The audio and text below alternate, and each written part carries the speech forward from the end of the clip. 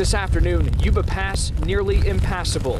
The conditions stopped this Reno resident roadside as she debated whether to continue home.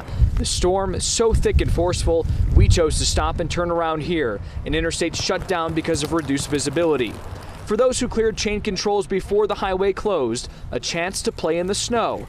That is, if you can actually get back up. Oh, you can't get up.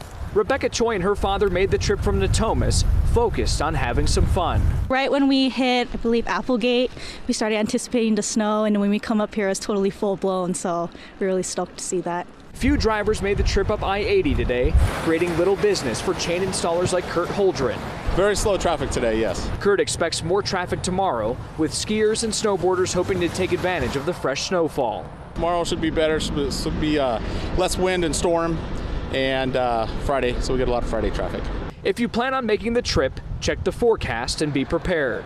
Let us chain installers put your chains on, because they try and put their chains on and they don't know how to do it, and then they get up there and the chains fall off and then they're in trouble.